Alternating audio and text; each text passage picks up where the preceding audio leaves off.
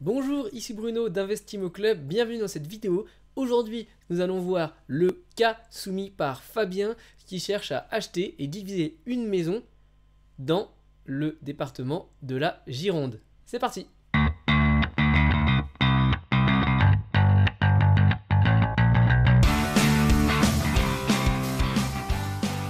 Alors, cette étude de cas a été soumise par Fabien sur le formulaire qui se trouve sous la vidéo dans les notes. C'est très facile, il vous suffit de cliquer puis de remplir ce formulaire avec les différentes données et chaque semaine je tire au sort une personne, une étude de cas pour en faire l'analyse et en faire une vidéo YouTube que vous regardez actuellement. Voilà, passons maintenant directement au cas de Fabien. Donc Fabien a soumis un cas intéressant puisqu'il s'agit d'une division d'une maison. Et cet investissement se ferait dans une commune rurale, on peut le dire, de 3000 habitants. Donc on va voir exactement où c'est. Et en plus de cette analyse financière, il m'a posé 3 questions que voici. Premièrement, la ville fait 3000 habitants et j'habite à 45 minutes. Est-ce que c'est risqué d'investir ici? Deuxième question à laquelle je vais essayer de répondre. Est-ce qu'un budget de 45 000 euros, donc c'est le budget travaux qu'il m'a soumis, serait suffisant pour faire une division en 2 appartes et tout rénover quasiment de A à Z? Et enfin, la troisième question, bien plus financière et sur les chiffres, est-il possible d'optimiser le cash flow? Donc déjà, on va voir dans l'ordre les différents éléments de ce cas. Donc Fabien est actuellement célibataire et il a un salaire de 1500 euros par mois, ce qui fait 18 000 euros par an. Donc il ne m'a pas dit sa profession, il est employé. En termes du bien proprement parlé, donc c'est une maison, hop, ici on le marque, qui fait 87 mètres carrés. Donc la ville s'appelle Castillon-la-Bataille. Hop, on va mettre Castillon-la-Bataille. Et c'est dans le département 33. Il me dit que cette ville fait 3000 habitants. On va voir un petit peu plus précisément sur internet ce qu'est cette ville, la démographie et le potentiel locatif qu'on peut y percevoir. Donc premièrement, nous voici sur Google Maps, ici carte de la France, on descend, proche de Bordeaux, ici nous avons Castillon-la-Bataille, qui se situe à 50 km de Bordeaux, à l'est, entre Bordeaux et Bergerac. Et donc, en voiture, ça met à peu près 1 heure pour rejoindre Bordeaux depuis Castillon-la-Bataille. Maintenant, voyons sur Wikipédia ce que nous dit Wikipédia. Donc, Castillon-la-Bataille, commune de Gironde, on l'a dit, qui a une population de 3000 habitants. Donc voyons un petit peu plus ça en détail, la population et surtout l'évolution de la population. On voit qu'il y a eu un pic autour des années 1860, alors je ne sais pas à quoi ça correspond, je pense que c'est peut-être un défaut parce que à ce moment-là les recensements n'étaient pas non plus très précis. Mais regardons sur les dernières années, les 20 dernières années, de 1980, on voit qu'il y a une légère baisse de la population. Malgré le fait que la région, département Gironde soit attractif, la région de Bordeaux particulièrement, et puis ce qu'il y a autour soit attractif, ici on est dans une stagnation, on ne profite pas nécessairement du boom de la démographie. Juste pour revenir sur la carte, cette ville se situe néanmoins proche de Libourne et de la zone de Saint-Émilion, et c'est une zone vinicole. Donc ça a quand même un attrait économique en termes soit de tourisme, soit d'activité d'emploi, basé principalement sur la viticulture. Ici d'ailleurs on le voit, l'économie principale c'est basé sur la viticulture avec une appellation Côte de Castillon. Donc voilà, néanmoins tous ces points ne veulent pas dire que Castillon-la-Bataille n'est pas un bon endroit pour investir. Je pense, par rapport à la question de Fabien, la ville fait 3000 habitants et j'habite à 40 minutes, est-ce que c'est risqué d'investir ici? Je dirais que la meilleure façon de le savoir, c'est de tester un peu la demande locative. Et il m'a dit qu'il avait fait une annonce test et qu'il avait reçu en un week-end 11 emails de réponse. Donc pour moi, c'est un très bon point positif. Il m'a dit que parmi ceux-là, il y avait des gens qui n'avaient pas un profil très bon, donc il les écarterait. Mais néanmoins, avoir sur un week-end une dizaine, même si vous avez une demi-douzaine de demandes, ça veut dire qu'il y a de la demande locative. Et en plus, on va le voir, vu que le projet de Fabien, c'est de rénover entièrement le bien. Alors là, je pense qu'il peut y aller assez sereinement. Un bien qui va être totalement rénové sur une zone où lequel il y a une demande locative, ça ne devrait pas prendre trop de temps à louer. Donc par rapport au fait que la ville fasse 3000 habitants, est-ce que c'est risqué? Le but, étape 1, c'est de faire une annonce fictive.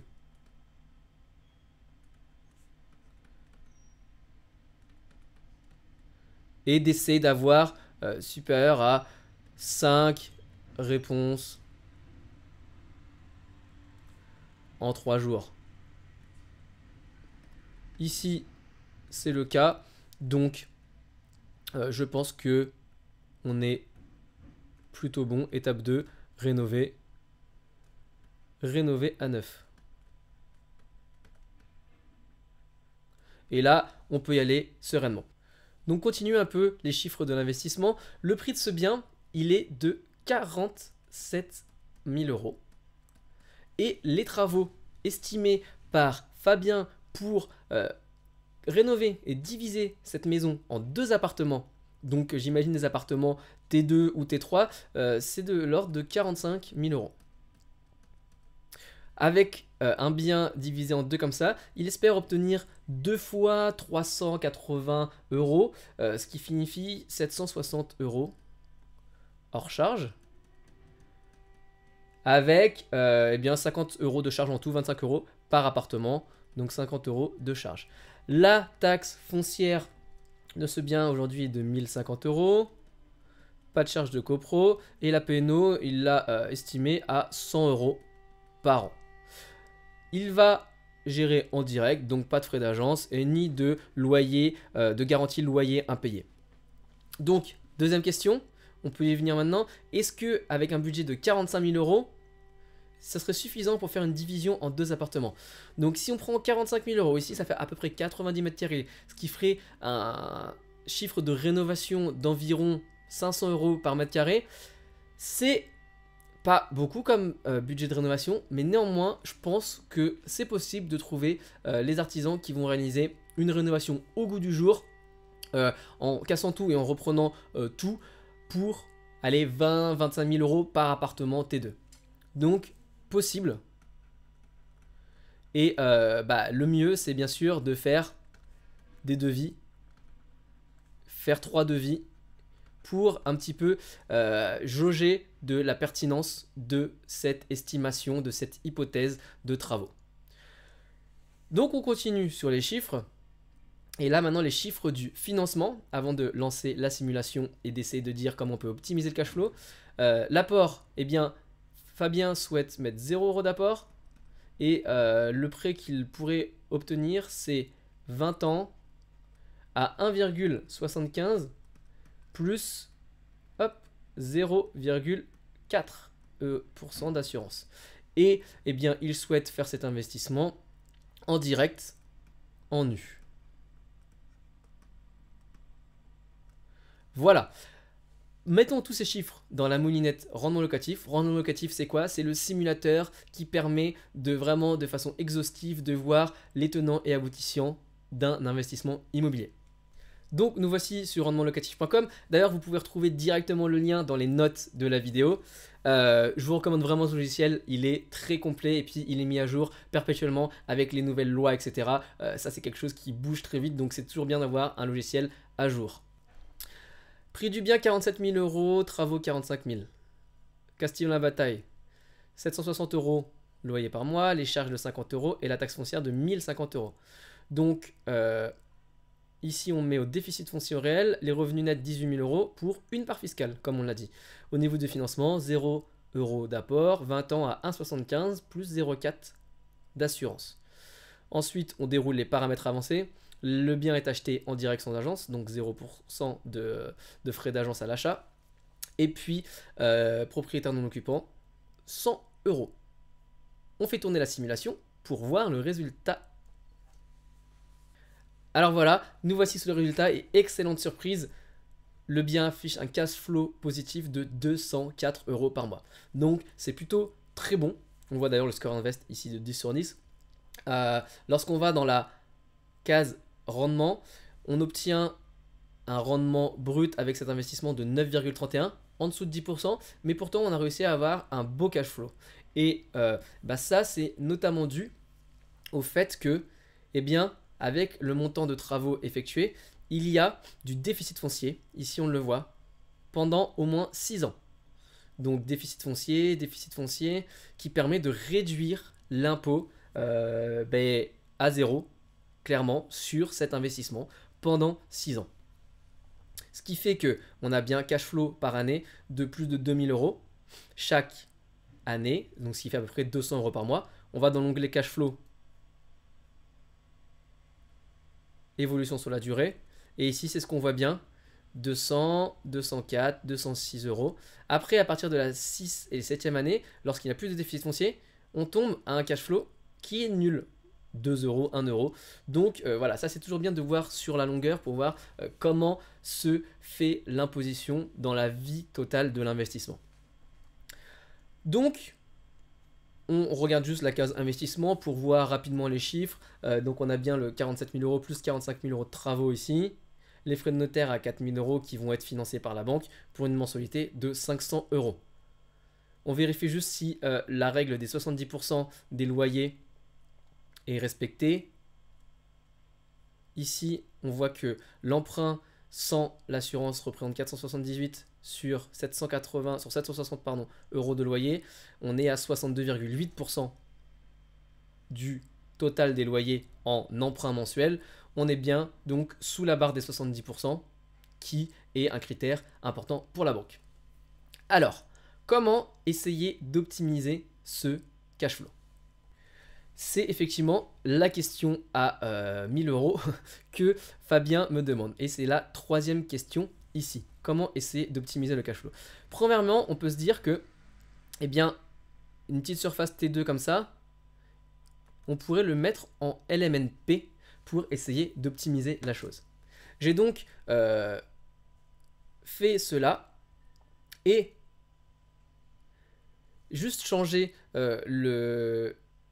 la manière du régime fiscal de NU à LMNP. Et ici, c'est le résultat. On voit que le cash flow est de 200 euros par mois. Comparé à 204 euros par mois de tout à l'heure, je remets ici le cas en NU au réel, on voit que c'est pratiquement similaire. Le rendement net, pareil, 8,35. Par contre, on voit qu'il y a une légère différence au niveau de la vanne. Pour le LMNP, on est à 37 000 euros de valeur actuelle nette, donc c'est un peu la richesse créée. Pour le bien en nu, on est à 36 000 euros. C'est une légère différence et ça n'a pas forcément changé grandement la donne. On voit que ici en réel, comme on l'a dit, le rendement au bout de la 6e année, 7e année chute parce que les impôts arrivent en renfort. Ici, lorsqu'on voit sur le cas de LMNP, ça commence un peu moins haut et par contre ça reste un peu plus haut pendant plus longtemps. Donc ici on est à 7% jusqu'à l'année 15, alors qu'en nu on descend à 5,9% dès l'année 7.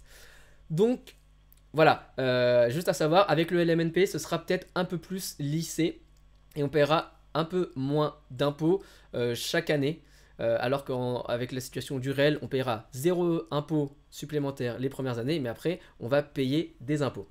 Et on arrivera à quelque chose de neutralisé en termes de cash flow, ce qu'on appelle couramment l'autofinancement, cash flow 0. Par contre, il y a un troisième cas qui peut être intéressant de mettre en place dans cette analyse, et c'est l'utilisation de la loi COS. Donc, on a vu LMNP, ok, pour la régularité. Pour la régularité du cash flow engendré.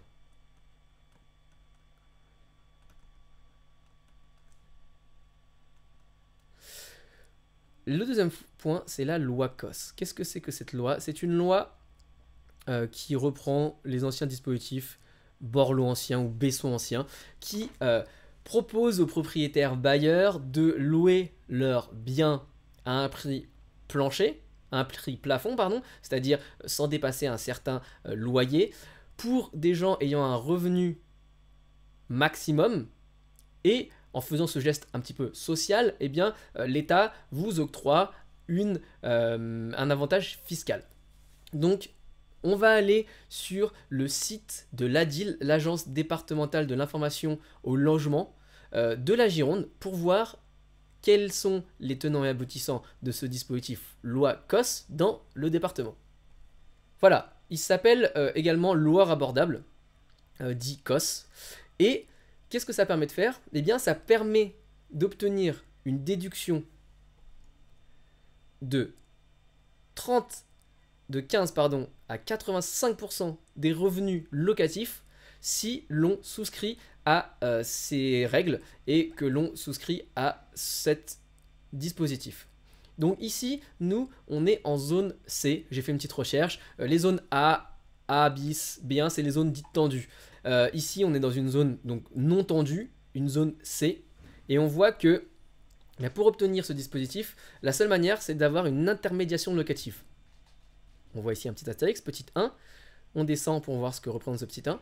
L'intermédiation locative correspond à l'intervention d'un tiers social, dénommé opérateur, organisme agréé ou association, entre le propriétaire, donc potentiellement Fabien, et la personne occupant le logement, donc le locataire, afin de sécuriser la relation locative. Il s'agit à la fois de faciliter le logement de ménages pouvant présenter des difficultés et d'inciter les bailleurs à mettre en location leur logement. C'est ce que je disais tout à l'heure. Elle peut prendre la forme d'un mandat de gestion ou d'une location sous location. Voilà. Qu'est-ce que ça veut dire concrètement? En zone C, si on veut profiter de la loi COS, il va falloir donner son bien à louer à un intermédiaire de gestion, qui sont des intermédiaires qui sont validés par l'État et qui vont s'occuper, comme une agence de location normale, de mettre des locataires dans votre bien. La plupart du temps, ce seront des gens avec des difficultés sociales, soit au niveau de l'emploi, soit autre. Et donc, eh bien, pour sécuriser un peu ça, ces organismes prévoient en général des petites choses, des petits avantages pour le propriétaire, c'est-à-dire qu'ils garantissent les loyers et parfois les dégradations occasionnées. C'est-à-dire que s'il y a des dégradations occasionnées par ces locataires, eh bien, ils s'engagent à faire les travaux. Troisièmement, ce qui peut être vraiment intéressant pour le bailleur, eh c'est que ces gens-là gèrent le bien comme une agence normale. Donc effectivement, il va falloir rajouter un petit frais d'agence en plus, mais en retour, vous obtiendrez une déduction sur les revenus qui est fiscalement très intéressante. Voyons une petite simulation de ça. Ici, j'ai repris le cas standard et au lieu de choisir déficit fonctionnel, je choisis COS ancien, intermédiation. Qu'est-ce que c'est possible de faire avec ça? Eh bien, il est possible soit juste de donner l'intermédiation, soit en plus de faire subventionner une partie des travaux avec cette fameuse loi COS. On serait engagé pendant 9 ans, mais une agence gouvernementale va vous payer une partie des travaux. Et ici, on voit qu'il est possible d'avoir une prime à 25% ou à 35%. On va dire le cas le plus pessimiste, 10 200 € 27, qui va correspondre à, comme il a dit tout à l'heure Fabien, comme on l'a dit, le travaux c'est 45 000, donc ici on va être à environ un quart des travaux qui sont pris en charge. Le reste ne change pas. Si on va juste rajouter une agence, donc on va dire que c'est à peu près 4% des loyers, 5% pardon, pour ces intermédiaires. On va aussi juste rajouter et modifier pardon, les loyers potentiels obtenus par cet investissement, parce que ici on va peut-être pas être à 160 puisque c'est plafonné. On retourne juste voir sur le site de l'ADIL quel est le plafond. Donc en descendant, voilà, ici on voit qu'en loyer intermédiaire, à 8,75 €, par mètre carré, c'est le loyer maximum qu'on peut faire. Donc lorsqu'on multiplie 8,75 par 87 carrés, qui est la superficie du bien, on arrive à 760 euros. Je pense qu'on va perdre quelques mètres carrés en trouvant et en divisant cette maison. Donc on va mettre un loyer un petit peu plus faible. Allez, 740. Mais voilà, on va pas perdre beaucoup sur le loyer espéré avec cette utilisation de la loi COS. On va voir comment ça impacte le résultat. Donc ici, on voit qu'on est passé à un cash flow mensuel de 225 euros. Par rapport à 200 et quelques euros, 204 c'était, on voit qu'on a augmenté de 20 euros par mois. Mais surtout, on voit que la vanne est montée de 36-37 à 52 000 euros, presque 53 000 euros. Donc, on a créé nettement plus de richesse grâce à cette petite stratégie de faire mettre son bien en location intermédiaire en utilisant la loi COS. Pourquoi on a autant de richesse qui est créée? C'est juste en regardant sur le long terme, toujours, on voit en fait que le cash flow de 225 euros, il va être sur une plus grande durée, donc les 9 ans de cette intermédiation, et on peut encore l'augmenter parce qu'on peut reconduire le contrat que l'on a signé avec l'État pour être dans cette catégorie sociale. Donc voilà, grâce à cette loi COS, on a pu faire augmenter le cash flow de 204 euros à 225 euros par mois. Et surtout, on a augmenté la valeur actuelle nette, c'est-à-dire l'enrichissement total sur ce bien-là. Donc, si vous faites un investissement dans une zone rurale ou dans une zone où les prix sont assez bas, eh bien, pensez à cette loi COS qui va vous permettre de réduire l'imposition fortement, même en location nue, et cela pendant plusieurs années, 6 ans minimum. Et vu que c'est reconductible, eh bien ça peut durer plus longtemps. Donc en plus, bien sûr, c'est une, entre guillemets, bonne action sociale, puisque vous permettez à des gens qui ont des difficultés de se loger, sans en prendre directement le risque, puisque vous pouvez déléguer cette gestion à une agence spécialisée. Voilà, Fabien, j'espère que cette petite vidéo t'a aidé. Si vous avez des commentaires, des questions, eh bien, je vous invite à vous diriger vers le site de la NIL, ANIL, qui donne toutes les informations sur ce dispositif loueur abordable / loi COS. Pour toute autre question, n'hésitez pas non plus. Et puis, moi, je vous retrouve dans une prochaine vidéo. En attendant, rendez-vous sur le site investimoclub.com/checklist. Vous pouvez télécharger en suivant ce lien qui est dans les notes, eh bien, une checklist de 52 points pour bien investir. Cliquez aussi sur le logo pour vous abonner à cette chaîne YouTube et recevoir les prochaines vidéos d'analyse de cas. Moi, je vous dis à très bientôt. Ciao!